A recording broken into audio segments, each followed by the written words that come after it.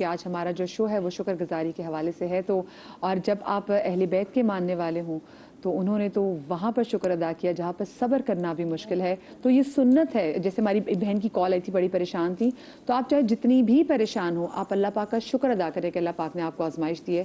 یہ سنت اہل بیت ہے. تو اہل بیت یہ پھر جو ہے وہ اس کا صدقہ اور اس کی آپ کے لیے اجر کی آپ کے لیے اللہ سے دعا کریں گے. آپ نے سوال کیا. جی, میں نے سوال یہ کیا تھا صاحب کہ یہ جو کوئی نعمت ہے اگر میں اس کا اظہار نہ کروں, نعمت کا شکر ادا کرنا ایک الگ چیز ہے, لیکن کیا ضروری ہے کہ اس کا اظہار کرنا؟ وہ اما بنعمت ربک فحدث کے حوالے سے میں جاننا چاہ رہا ہوں.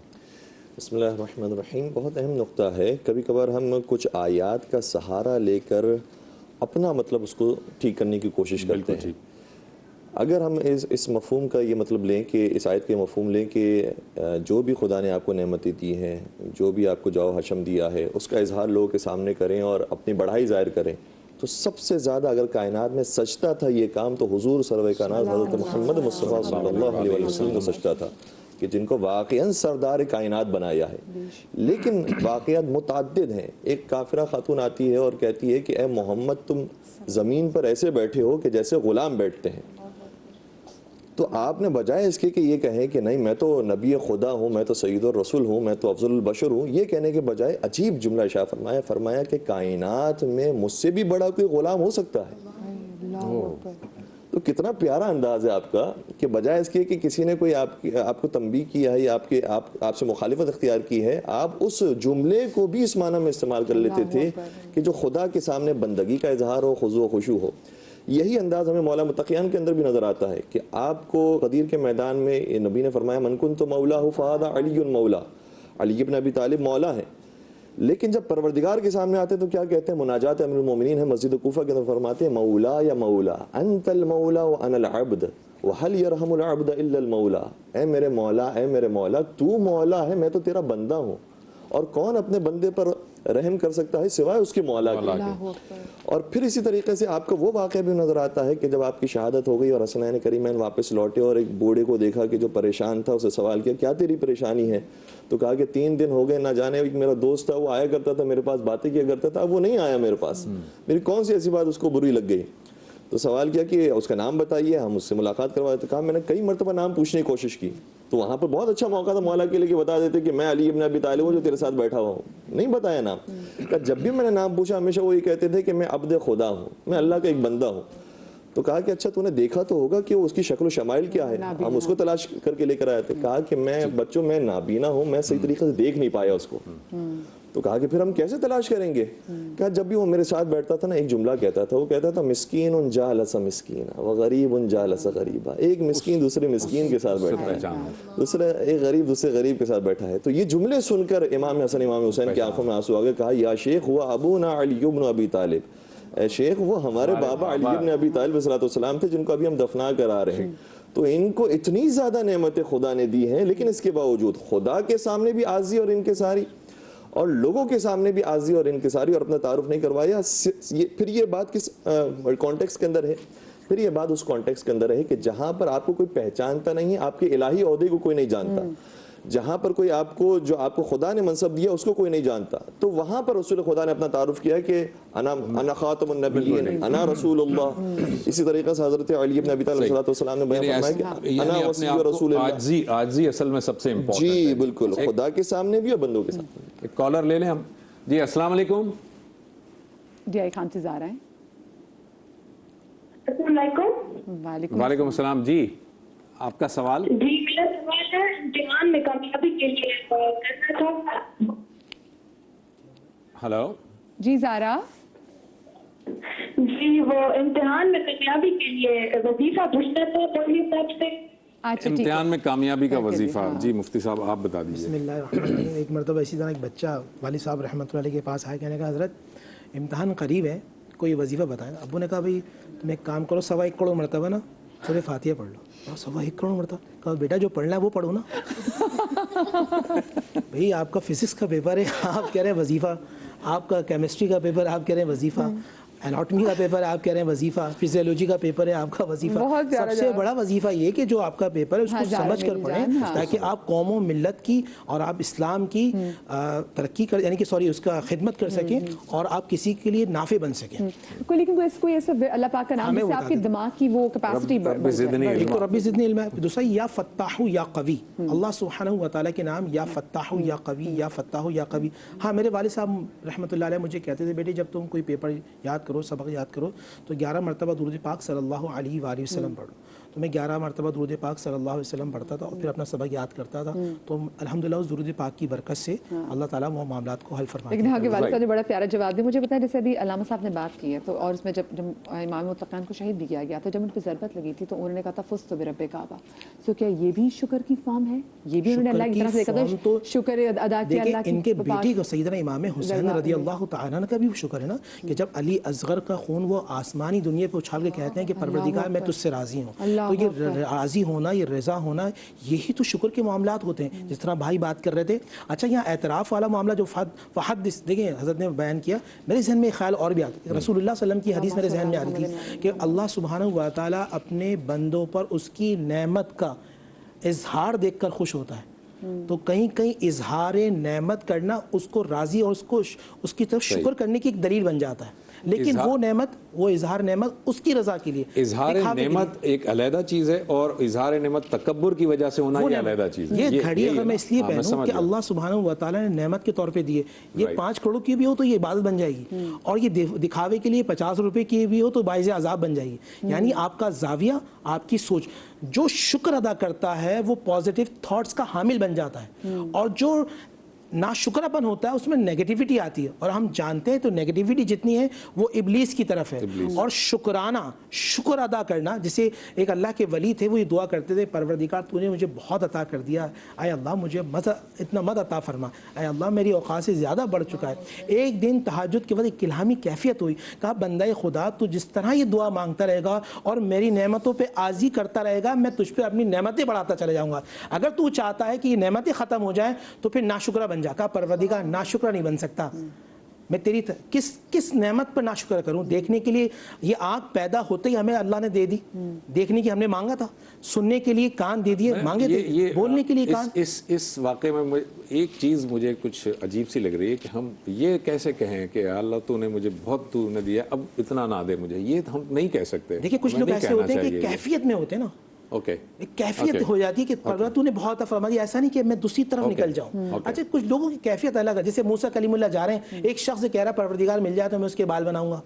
اسلامی روایات کے اندر زبر بھائی میں اس کے اندر ایک واقعے کا بھی سہارا لینا چاہوں گا. جابر بن عبداللہ انصاری آتے ہیں امام محمد باقر علیہ السلام کی خدمت میں اور کہتے ہیں کہ اے فرزند رسول میرا سلام قبول کیجئے کیونکہ رسول خدا نے آپ کی خدمت میں سلام پہنچایا تھا. پھر امام باقر نے سوال کیا کہ اے جابر تم نے صحبت رسول اختیار کی ہے, بتاؤ تمہارے ایمان کی کیا کیفیت ہے. تو کہا میرے ایمان کی اب یہ کیفیت ہو گئی ہے کہ میں بیماری کو فوقیت دیتا ہوں صبر صحت کے اوپر, اور میں بڑھاپے کو فوقیت دیتا ہوں جوانی کے اوپر, اور میں غربت کو فوقیت دیتا ہوں امیری کے اوپر. تو امام محمد باقر علیہ السلام نے سوال کیا کہ یہ کام کیوں کرتے ہو. کہا اس لیے کہ جب انسان بیمار ہوتا ہے نا خدا سے زیادہ قریب ہوتا ہے, جب غریب ہوتا ہے تو خدا سے زیادہ قریب ہوتا ہے, جب بوڑھا ہوتا ہے تو خدا سے زیادہ قریب ہوتا ہے. تو امام باقر علیہ السلام نے فرمایا کہ ٹھیک ہے کہ یہ اس طریقے سے انسان قریب تو ہو جاتا ہے, لیکن زیادہ اس میں بڑا ایمان کا پہلو یہ ہے کہ خدا اگر نعمت دے تب بھی خدا کے ساتھ لو لگاؤ اور خدا کی نعمت کا شکر ادا کرو, اور خدا اگر مصیبت میں رکھے تب بھی خدا کو فراموش نہ کرو اور خدا کے ساتھ لو لگاؤ. تو دونوں حالتوں کے اندر خدا کا شکر ادا کرنا اور الحمدللہ علی کل حال یہ جاری رکھنا ضروری ہے. یہ اصل ایمان کی یہاں میں ایک بات کمپلیٹ کر دوں تو غلط میسج چلے گا نا, جس طرح آپ نے کہا. دیکھیں میں نے آپ کو یہ بتانے کا مقصد تھا کہ ایک واقعہ تھا, یہاں یہ واقعہ بتانے کا مقصد یہ تھا کہ اس پہ اللہ سبحانہ و تعالیٰ کی نعمتیں اس کے اظہار نعمت پر, اس کی احساس نعمت پر تھی. تو یہاں یہ بتانا ہے کہ اگر کوئی ناشکرہ بندہ ہوتا ہے تو وہ نعمتیں اس سے ظاہر ہونا شروع ہو جاتی ہیں. پیسہ ہوتا ہے مگر برکت نہیں ہوتی, صحت ہوتی ہے مگر بیماری کے معاملات بہت زیادہ چل رہے ہوتے ہیں, اولاد ہوتی ہے نافرمان. ویسے وہ کہ جیسے انسان پتہ ہے کہ آپ کتنے گناہگاروں کہتے ہیں اللہ پاک میں تو تیری نعمتوں کو لائک, وہ شاید وہ پشیمانی والی کہتی کہ اللہ پاک میں کہاں اس قابل اور کہاں تیری نعمت ہے. اچھا میں دعاؤں میں کتنا ضروری ہے کہ ہم یہ شکر گزاری مانگیں, کیونکہ دیکھیں ہم شکر کیسے کرنا اس کی تو ہم بات کر رہے ہیں, لیکن جس کو نہیں بھی اور ویسے اپنی دعاؤں میں معمول بنائیں کہ اللہ پاک ہمیں شکر گزاری کی عادت ڈالے, یہ کتنا ضروری ہے.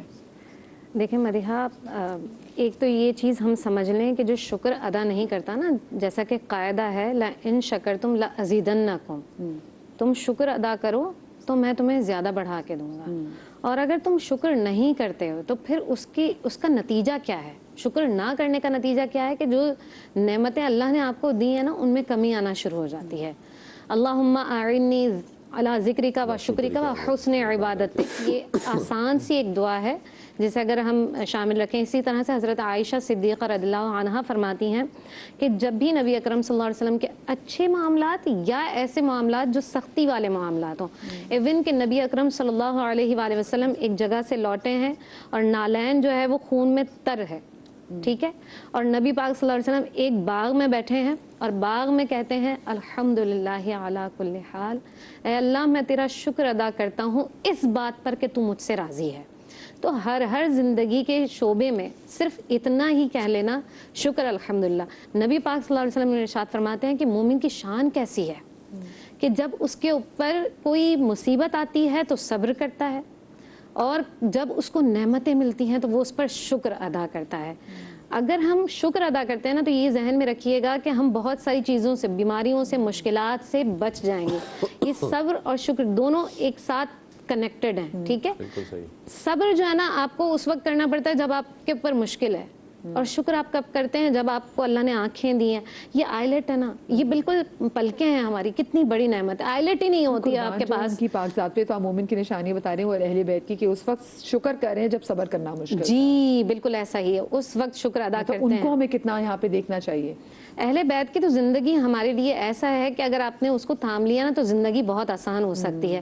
اسی طرح سے میں ایک حدیث مبارکہ کا ذکر کروں گی۔ نبی آخر الزمان صلی اللہ علیہ وآلہ وسلم نے ایک ایسے شخص کا ذکر کیا، آج بہت سارے لوگ کہتے ہیں ہم بیمار ہو گئے، پتہ نہیں کب ٹھیک ہوں گے وغیرہ وغیرہ، تو وہ بہت بیمار تھا، تو اللہ تعالیٰ نے اس کی بیماری کو ختم کیا اور پھر اسے نعمتیں دی۔ اب جب بھی آپ کے پاس کوئی نعمت آتی ہے نا تو یہ نعمت آپ کے لیے آزمائش ہے کہ آپ اس نعمت کا کس طرح سے استعمال کریں۔ اب اس کے بعد ایک فرشتہ آیا اور اس نے کہا کہ مجھے یہ مال دے دو۔ اس نے جواب دیا یہ مال میں کیوں دوں، یہ تو میرے باپ دادا سے میرے لیے وراثت میں ملا تھا۔ اس نے شکر ادا نہیں کیا۔ تو فرشتے نے کہا کہ اگر تو سچ کہتا ہے، اگر تو جھوٹ کہتا ہے تو تجھ سے یہ تمام مال تیرا رب تجھ سے چھین لے۔ تو اللہ نے دوبارہ اس کے اوپر بیماری کو بھی طاری کر دیا اور کنگالی کو بھی طاری کر دیا۔ آج کا مسلمان اگر اپنی زندگی میں، ہم بہت ساری کالز لیتے ہیں، وہ کہتے ہیں کہ بھئی ہمارے ساتھ یہ معاملہ ہے، یہ معاملہ ہے، یہ معاملہ، میں کہتی ہوں، اور میں اپنی زندگی کا اگر بتاؤں مدیحہ، پہلے میں یہ سوچتی تھی فلاں اتنا کامیاب، فلاں اتنا کامیاب، انسان سوچتا ہے، لیکن جب سے میں نے یہ سوچنا شروع کیا نا کہ اللہ نے مجھے کتنی نعمتیں دی ہیں، کہ مجھے کتنا میرے رب نے نوازا کہ مجھے ہر چیز دی ہے، اس وقت سے جو بہت سارے لوگ کہتے ہیں نا انزائٹی، ڈپریشن، آپ نے جس وقت شکر خدا کرنا شروع کر دیا نا اس وقت آپ ڈپریشن، انزائٹی، ساری چیزوں سے باہر آ جائیں گے، کیونکہ اب آپ کا تعلق آپ کے رب سے استوار ہے، آپ کی باتیں آپ کے اللہ سے ہو رہی ہیں۔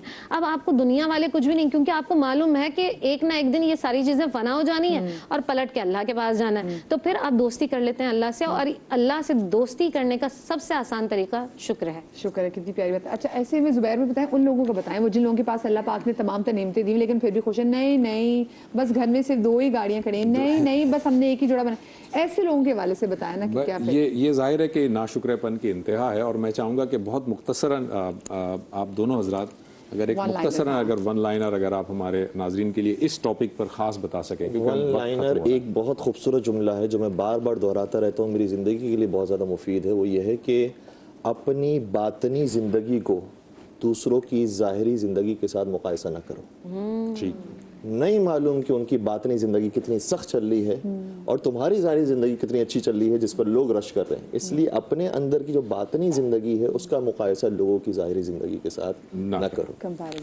حدیث کی طرف جاؤں گا کہ نبی اسلام نے فرمایا کہ دنیاوی معاملات میں ہمیشہ اپنے سے نیچے کی طرف دیکھو اور دینی معاملات میں ہمیشہ اوپر کی طرف دیکھو، اور زبان کا جہاں حق ہے وہاں استعمال کرو، جہاں آنکھ کا حق ہے وہاں استعمال کرو، جہاں کان کا حق ہے وہاں استعمال کرو، اور دل کو اللہ کی یاد سے معمور کرو، یہی شکر کی کیفیات میں بنے گی۔ بہت بہت شکریہ مفتی صاحب آپ کا، آپ نے وقت نکالا، علامہ صاحب آپ کا بہت شکریہ، عائشہ آپ کا بہت بہت شکریہ، جویریہ ہمارے ساتھ ہی ہیں، اور مدیہ مزید کچھ کہنا چاہیں ورنہ میں تو جناب جس جانب سے شکر ادا کرنا چاہوں گی کہ اللہ پاک نے آج سے ویورز دے اور ایک اتنا اچھا پلیٹ فارم دیا رمضان المبارک میں کہ جہاں پر ہم یہ بات کر سکتے ہیں، اور یہ ہماری عبادت کا حصہ ہے جو ہم ذکر کرتے ہیں، رسول کا ذکر کرتے ہیں، اہل بیت کا ذکر کرتے ہیں، تو آف کورس کوئی بھی ڈسکشن چل رہی عبادت میں کنورٹ ہو ہی جاتی ہے۔ ایک چھوٹی سی بریک کے بعد حاضر ہوتے ہیں، کہیں مت جائے گا، ہمارے ساتھ رہیے گا۔